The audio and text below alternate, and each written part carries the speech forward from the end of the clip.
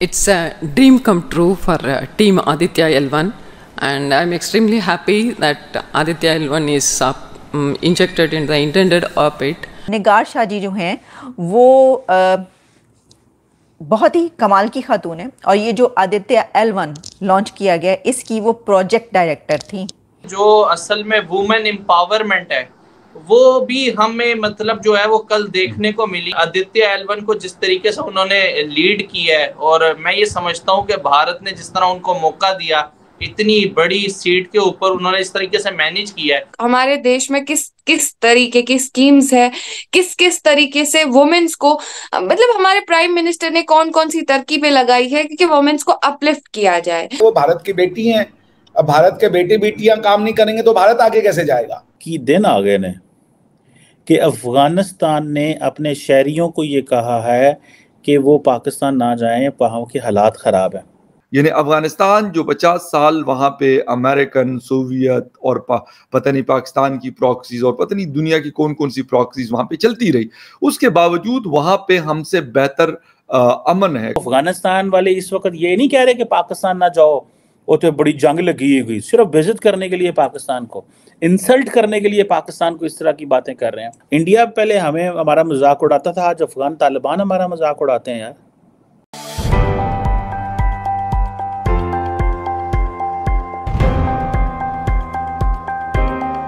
दोस्तों, एक तरफ जहां पाकिस्तानी मीडिया में ये बात होती है कि भारत मुसलमानों पे जुल्म कर रहा है और मुसलमानों को उनका राइट्स नहीं दे रहा है, लेकिन दोस्तों वहीं दूसरी तरफ हम हमेशा देखते हैं कि भारतीय मुसलमान भारत का और साथ साथ में अपने परिवार का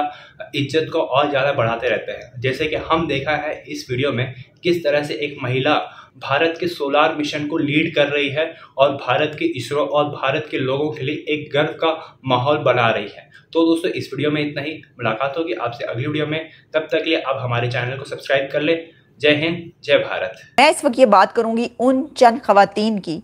जो के पावरफुल हैंड्स जिसने मून मिशन को कामयाब बनाया और जिसने आदित्य L1 सूरज के मिशन को जो है वो कामयाब बनाया। ये बड़ी बात है, आप याद रखिएगा। बल्कि मैं देख रही थी जो स्पीच की इंडिया के प्राइम मिनिस्टर नरेंद्र मोदी साहब ने, उन्होंने बहुत अच्छा लगा, बहुत अच्छी बात की कि उन्होंने इन खवातीन का नाम भी लिया और उन्होंने कहा कि ये ड्रीम जो है ये कम ट्रू हो ही नहीं सकता था, ये सच्चा साबित नहीं हो सकता था जब तक कि ये जो जिसको कहते हैं ना वहाँ पर नारी शक्ति, जब तक ये वाली जो ताकत है इन खवातीन की वो ना होती। तो इनका भी इसके अच्छा। अब मैं देख रही थी कि एक नाम जो है वो आ रहा था, जैसे कि पहले हम आदित्य L1 की बात कर लेते हैं क्योंकि जो रॉकेट वुमेन जो रितु हैं उनके बारे में हमने पहले भी बात की थी। मैंने आपको बताया था कि जो चंद्रयान 3 का मिशन था उनके पीछे जो रॉकेट वुमेन जिनको कहा जा रहा है उनकी क्या हिस्ट्री है, किस तरीके से उन्होंने पढ़ा, फिर कैसे इसरो को उन्होंने 80s में ज्वाइन किया और क्या। लेकिन अब जो हैं वो निगार शाह जी इनका नाम आ रहा है। अब निगार शाह जी जो हैं वो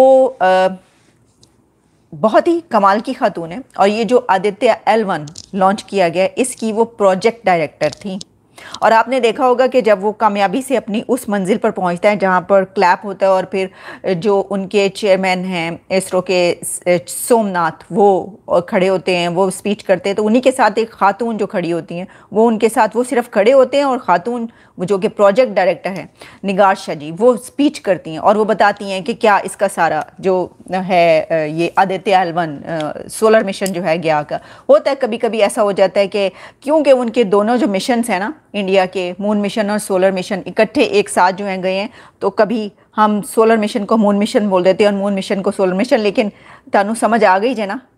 वो कहते हैं कि समझ लग गई जे ना तो बस ठीक है, फिर की गल है जे मून सूरज कहता या सूरज को जो हमने चांद कह दिया, कोई मसला नहीं है सर। यहाँ पे तो शायर जो हैं वो देखिए चांद कैसा निकला है, कितने बड़े बड़े गढ़े हैं उसके अंदर, तो वो तो उसको अपनी महबूबाओं से मिलाते रहे हैं। तो एक नाम सूरज को चांद या चांद को सूरज कह देने से क्या फ़र्क पड़ता है।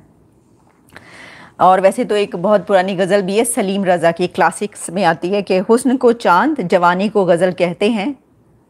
और आगे अगला मिसरा मुझे अभी याद नहीं रहा। अच्छा जी, तो मैं आपको इस वक्त बता रही हूँ निगार शाह जी के बारे में। ये एक जो कि इनका ताल्लुक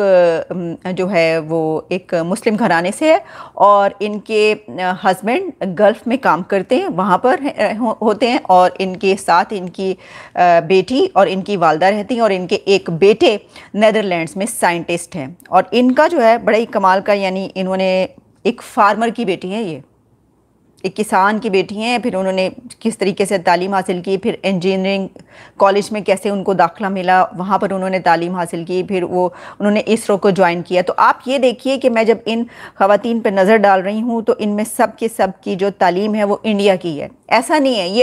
ऐसी औरतें नज़र नहीं आ रही कि जो बाहर जाके जो है वो उन्होंने वहाँ पे तालीम हासिल की है, फिर वो नहीं, सबकी तालीम जो है वो इंडिया के कॉलेजेस और यूनिवर्सिटीज़ की है, स्कूल्स की है। इससे हम अंदाज़ा कर सकते हैं, इससे एक और एंगल निकलता है इस बात का, इस टॉपिक का, कि आप ये देखिए कि वहाँ के स्कूल, कॉलेजेस और यूनिवर्सिटीज़ के जो मयार तालीम है, जो एजुकेशन लेवल है वो कैसा है, कि जो इस वक्त स्पेस एजेंसी जिसकी नासा तारीफ़ कर रहा है और कहा यह जा रहा है कि अब ये बीट कर देगी इसको और इसको और इस स्पेस एजेंसी को, उसके जो पढ़ने वाले यानी कि जो इस वक्त काम करें वो कहाँ से पढ़ के निकले हैं, कहाँ के पढ़े लिखे हैं, उनकी अपनी यूनिवर्सिटीज़ के, उनके अपने उधर से। तो जैसे मैंने बताया 16,000 इनके एम्प्लॉइज़ हैं, जिसमें जो है 25% है large number of them working in the technical field और heading important projects. By late 1970 ISRO ने ये रिक्रूटमेंट स्टार्ट की थी वेमेंस की जो है टेक्निकल पोजीशंस पर, और उस वक्त भी जैसे मैंने आपको बताया कोशिश यही की जाती थी कि ज़्यादा जो हैं वो उसी में रहें जो कि पहले आमतौर पर कहे जाते हैं कि ये औरतों के शोबे हैं। लेकिन फिर आहिस्ता आहिस्ता जो है फिर अब तक आते आते यानी पिछले 10, 15, 20 सालों में ये देखा गया कि ख़वातीन को बहुत ज़्यादा मौका दिया गया और वो आ गई हैं और फिर उस पर जो है वो अब कहाँ पे काम कर रही हैं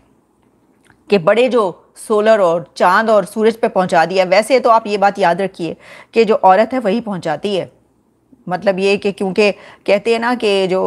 आप किसी माँ की जो तालीम है वो बहुत ज़रूरी होती है, तो जो माँ, बहन और बेटी होते हैं वही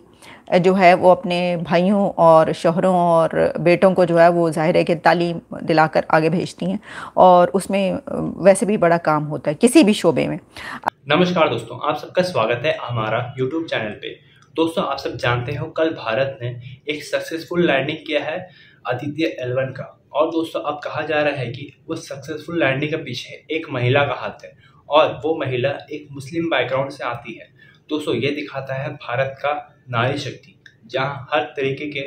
स्पोर्ट्स या फिर हर तरीके के फील्ड में महिला आगे निकलती हुई जा रही है और आगे एम्पावर होती हुई जा रही है। और भारतीय सरकार और भारत के लोग भी भारतीय महिलाओं को और ज़्यादा इंकरेज कर रहे हैं और भारत के डेवलपमेंट में महिलाएं और पुरुष दोनों मिलकर के इक्वल पार्ट्स में डेवलप कर रहे हैं। तो चलिए दोस्तों, इसी पर आगे पाकिस्तानी मीडिया का रिएक्शन देखते हैं।